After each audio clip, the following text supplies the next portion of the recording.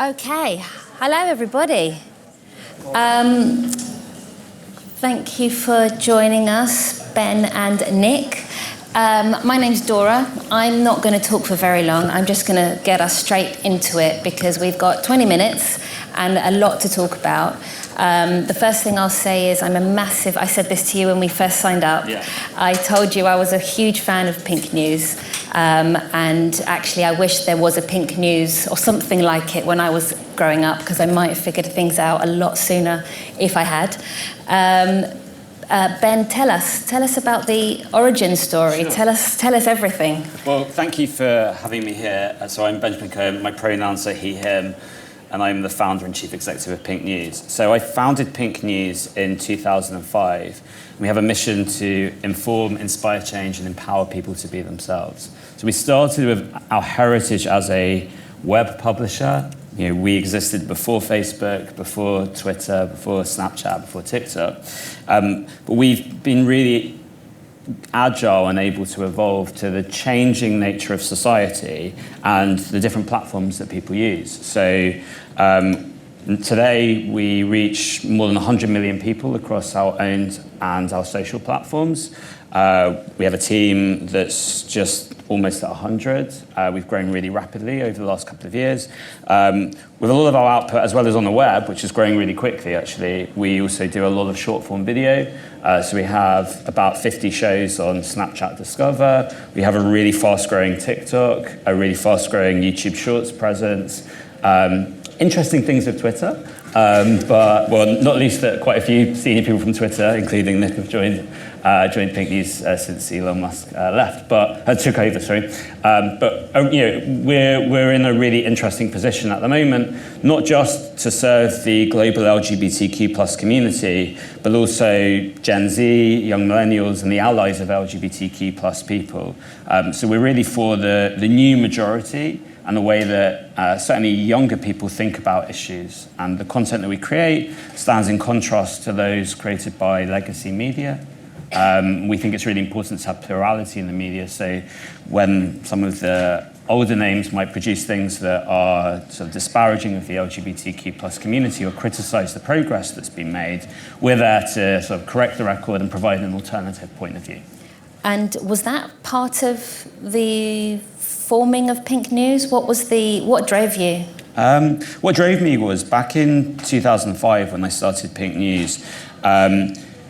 The UK was about to introduce civil partnerships, which was the first legal recognition of same-sex couples. And I didn't feel that the LGB, as it was really known then, the term LGBT and LGBTQ+ wasn't really used, media didn't really reflect the reality that we were living in. Most of the media that existed at the time was very sexualized, was primarily funded by the adult entertainment industry and the sex toys industry. And so it wasn't a place for sort of mainstream brands to advertise, but also for mainstream sort of celebrities beyond those that were considered sort of gay icons to appear, but also not somewhere which you could legitimately go and interview the Prime Minister.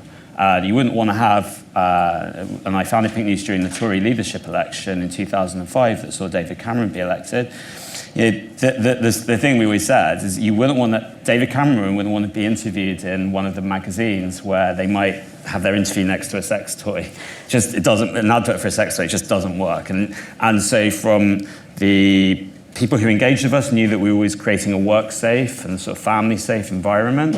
We're talking about difficult issues, but always done with a great deal of caution and respect for the audience, the brands that we work with. We want to create a safe space for brands and our consumers to be able to access our content. And back then, a big win for us was working to make sure we weren't blocked by school-wide internet back in the day when kids didn't have phones but were using desktop computers in school, but equally people to be able to access us at work. And today we continue that journey. It's more having the discussions with advertisers and ad networks to ensure that our content isn't inappropriately blocked. Brilliant.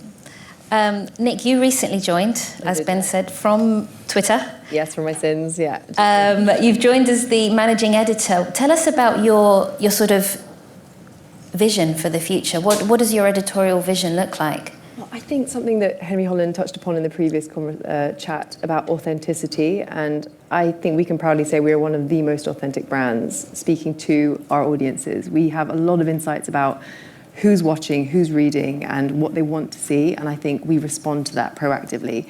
I think you can see a lot of brands are trying to enter that authentic space, but our editorial team, our staff, we reflect the values of the people that are reading and watching our content, and I think that's a big part of our mission. And as we expand, and we are expanding, which for me is incredibly exciting, not just in terms of platforms. If there's a new platform, we're there. We're there and we're finding new audiences, but also markets. We're moving into new languages, new places and new spaces.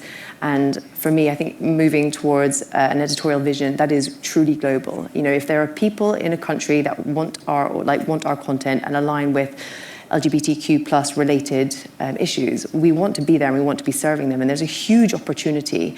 I read recently, and it's something that we put out, that Gen Z, over 50 or over 60% of them do not now identify as straight. They don't know necessarily what they are, but this generation is coming and they are looking for content from an organization like ours, and there's nobody like us doing what we're doing at the moment. So I think being true to ourselves and ensuring that we are providing what they're looking for. I have 4 younger brothers, for example. They're all different ages. They don't know how they identify. They're all watching Pink News, whether one's looking at the web, one's on TikTok, one's on Snap. And I think that's really reflective of the culture we're living in now.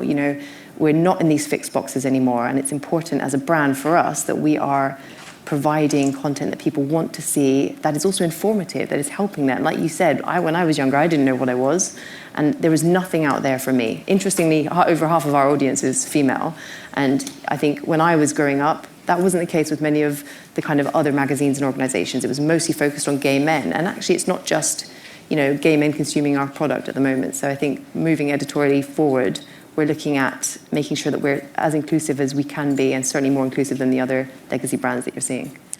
I was going to just add, on YouTube, which we've only recently been starting to do YouTube Shorts, the audience is about 75% women.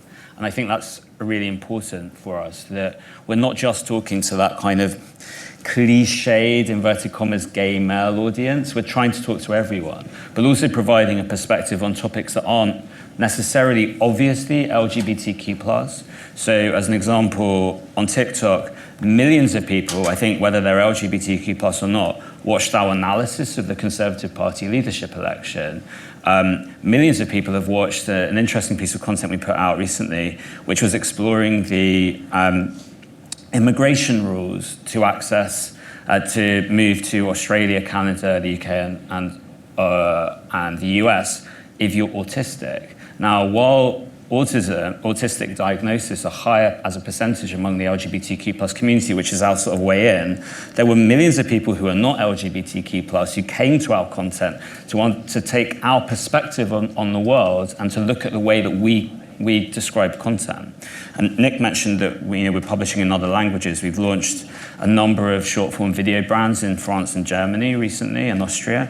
They're not LGBTQ+ first, they're LGBTQ+ perspective. So we're trying to look at, and there we're looking at fashion, and we're looking at fitness and makeup are the first brands that we've launched, the shows that we've launched there, are using our queer eye and our queer lens to talk about the issues that are relevant to millions of Gen Z and millennials.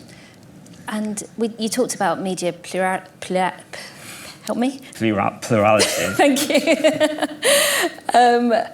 How do you navigate, and also perhaps how do you help brands navigate some of, let's call them, or lots of people call it, the culture wars? Yeah.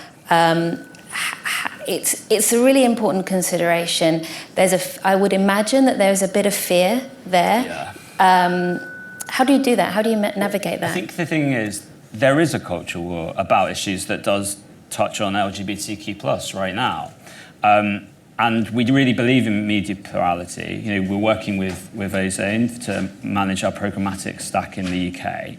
and Ozone works with all of the legacy media, mainstream media, however one wants to describe it, which may take opposing views on the topics that we do. We have a really clear stance that's informed by our mission to inform, inspire change, and empower people to be themselves. That means that our position may be different from some of the big names in legacy media, but we think all views are important, and so it's really important for brands to be sure that if they are putting funding and doing advertising into some of those other brands, that they are spreading that equally or proportionately, and making sure that they're talking to our users and the next generation who don't necessarily take the same have the same views as some of the older generations. And I think that that's super important for brands to consider. I don't think that it's some brands that we work with directly for brand partnerships are taking a specific stance, right? They want to take a stance that they are in favor of LGBTQ plus rights.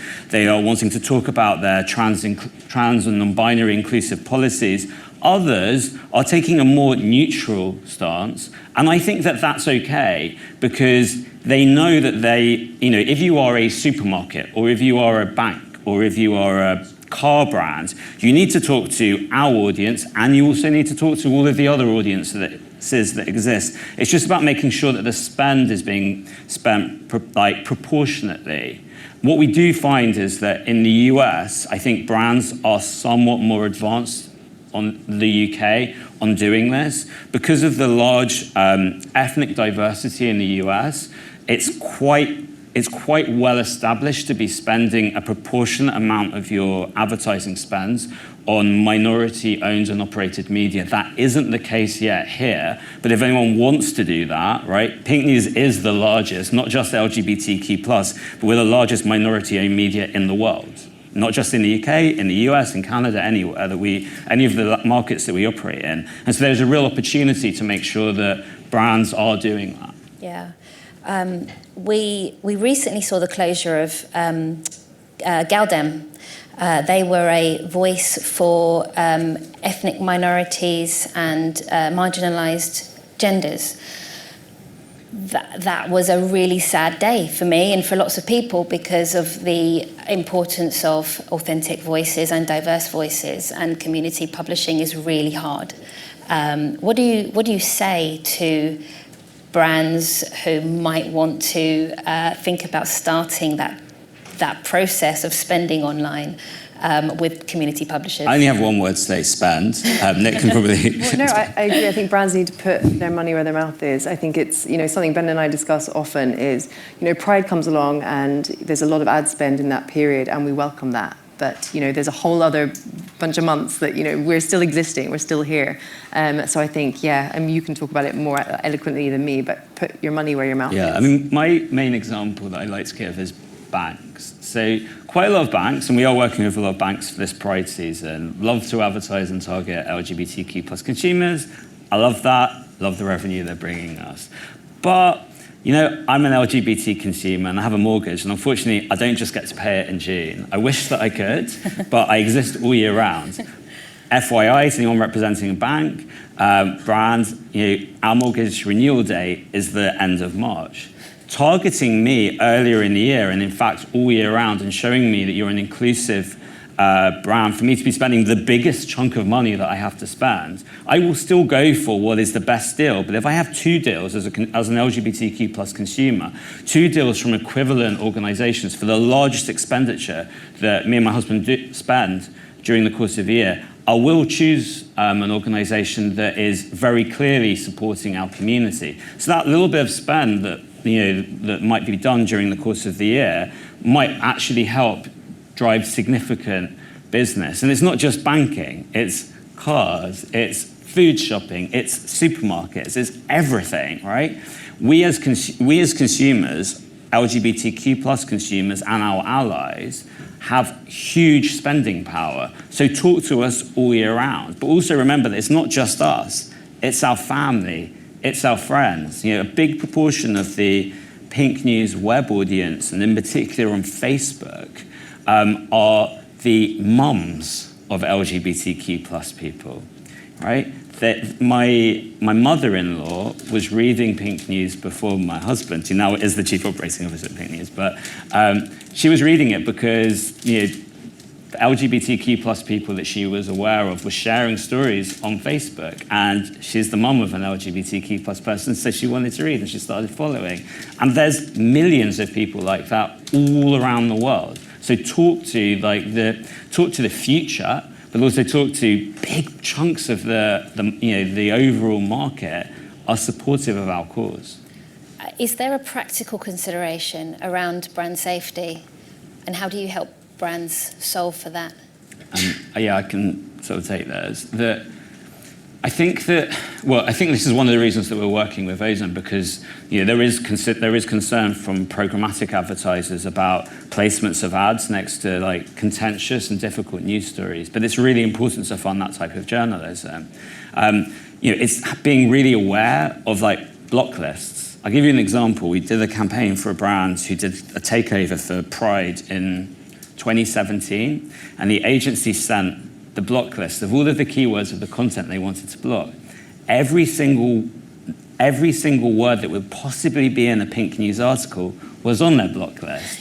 And I had to end up phoning the chief marketing officer at the brand to say, look, your agency has sent this crazy list, can't do anything. If we run this campaign, you're going to get 0 impressions. And you're trying to do the takeover all of our Pride content, and you don't want to have the phrase LGBTQ in there. It doesn't make sense.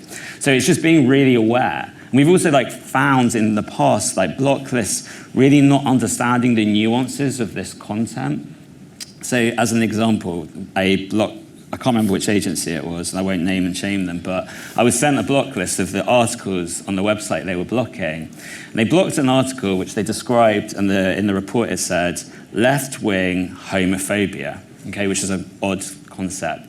The article that they blocked was an article written by the former Conservative Prime Minister Theresa May for Pink News, talking about trying to tackle homophobic bullying in schools. Because their system, I'm sure that AI has improved now, had seen it was a political figure. For some reason, they were considering Theresa May's left wing. Some people might think that, but she was the leader of the Conservative Party. She was very pro-LGBTQ+. And because she was talking about homophobia, she was certainly not promoting homophobic bullying, and we wouldn't do that. But it shows that how careful brands need to be and agencies need to be with things like block lists, and making sure that you work with parties like us to make sure that we can deliver the right campaigns with the right creatives, targeting the right audiences at the right time. Also, to add to Ben's point, I think it is just a conversation. I mean, I know brands are nervous, and we're in a nervous period of political culture wars.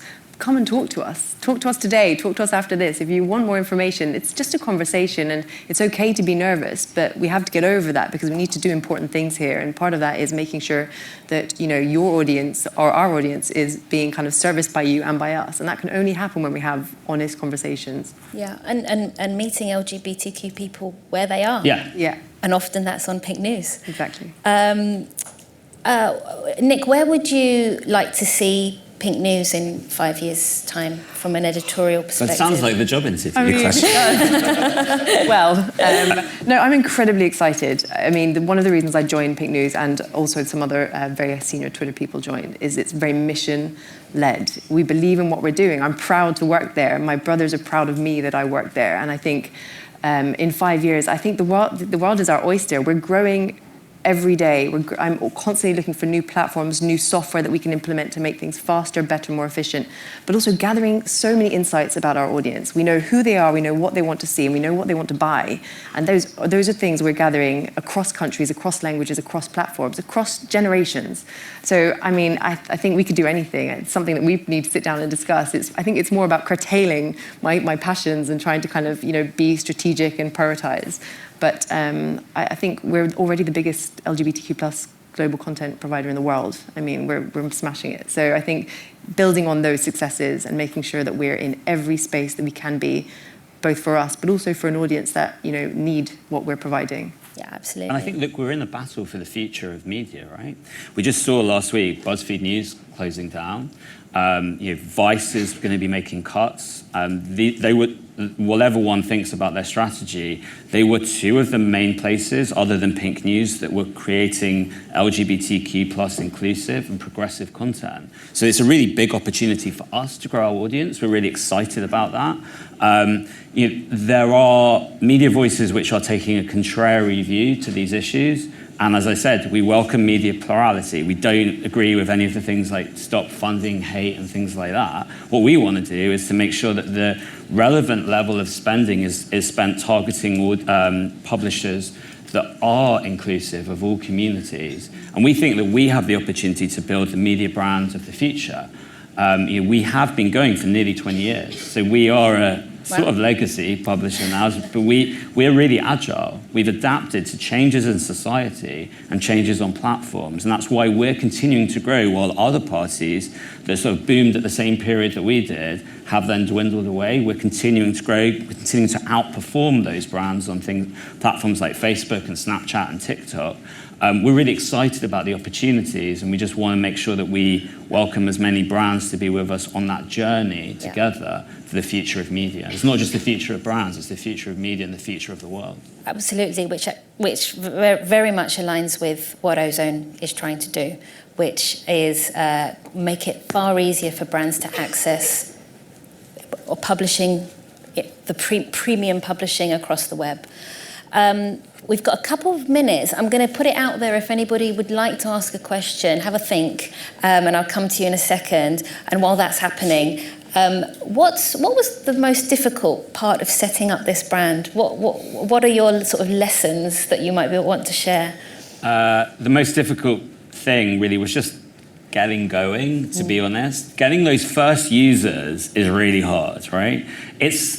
I'm not saying, I credit to the team when we can grow our audience from like 90 million to 91 million, but getting that first million was really difficult and took 10 years. Sure. And it was trying to do that at a time when, agencies weren't talking to us, or they were thinking this is like a 500 quid test campaign, and gay people, there wasn't even the concept of Pride Month at that point. It was, we might do something for the day of Pride in London or something. So it's been a constant battle, but we've really, there's been a lot of ups and downs. We've weathered a lot of storms over these periods, but we feel that we're really resilient. And we're really resilient because of the mission, because everything goes back to the mission. This is a business and it's a for-profit business, but we've achieved really amazing things. It was on PinkNews that David Cameron and Nick Clegg and Ed Miliband first backed same-sex marriage. We were at the heart of that story. It was at the PinkNews Awards that Theresa May first pledged to reform the Gender Recognition Act. That wasn't achieved, but it was really important that we were able to convene those politicians to make those statements. And we want to be part, and we want to, and know that we will be part of the conversation, and we will be the convener of the next phases in the evolution of the LGBTQ plus community. And what I would say that is like one of the most wonderful things that I ever hear is from young people who accessing PinkNews helped them come out. So my little cousin was talking to me about a friend of his at school who felt confident to tell their parents that they're bisexual because of reading a piece of content on PinkNews. One of our young team members first gained the confidence to say that they are queer because they watched our Snapchat content in their bedroom. It makes me feel old that they were at school and now they're working at PinkNews. We've been on there for 5 years. But that's why we exist. Yeah, I love that. We've got a question right here. Hi, I'm Ella. I'm a reporter at The Media Leader. I just wanted to ask, as a journalist, I really admire what PinkNews is doing, but do you think that social media has been good for journalism? And I suppose Twitter is front of mind at the moment in terms of what's happening. Don't know what you guys might say to that. Nic. So I worked heavily in the misinformation, disinformation, debunking kind of part of Twitter, heading up their EMEA strategy, making sure that there wasn't misinformation on the platform. That's gone now. We're in a really dangerous position where there's not so much fact checking. Things are trending every day, which are nonsense. but also damaging and dangerous, particularly around the LGBTQ plus space, around healthcare, around access, etc. So I think users are looking now for media brands that they trust, and I don't think that's a label we can give to many of them. Whereas I think that's something that we're doing, and I would obviously say that, but I do think if social media is used correctly by brands like us who people can trust and can instill confidence in, then I think it's going to be a much better space. I think Twitter at the moment is, we're in a difficult period and we need to see how that pans out. But I think it's been great for expanding audience reach, and that's hugely important. But what do you think? Yeah, look, PinkNews wouldn't be the size it is without social media, because what we need to do is create content on the platforms where our users are engaging. We obviously want as many people to be downloading the PinkNews app and visiting us direct on the website, but social is a really important place, and it's helped us scale up and reach the right people. But the thing is, you can't just rely on a single platform. One of the things that's been challenging for people like BuzzFeed or Vice is they were very reliant on purely Facebook, and Facebook's not performing for them. We're actually finding that because they got so big in terms of their follower count, it's actually really hard to sort of punch through. Our follower count was never that high, but we have a really, really, really highly engaged audience who are always, in any case, delivering 10 times the number of clicks from Facebook per user than some of the larger brands. So we actually sometimes find that smaller and more focused is better on social rather than trying to be everything to everyone. It's really hard to do that. But we know that we are the voice of our community and those who support our issues and our cause, and that's allowed us to sort of like really perform on social. That is a brilliant place to end it. Like Ben and Nic have said, come and talk to them. They've got a brilliant site and brilliant mission. Thank you so much for joining us. Thanks so much.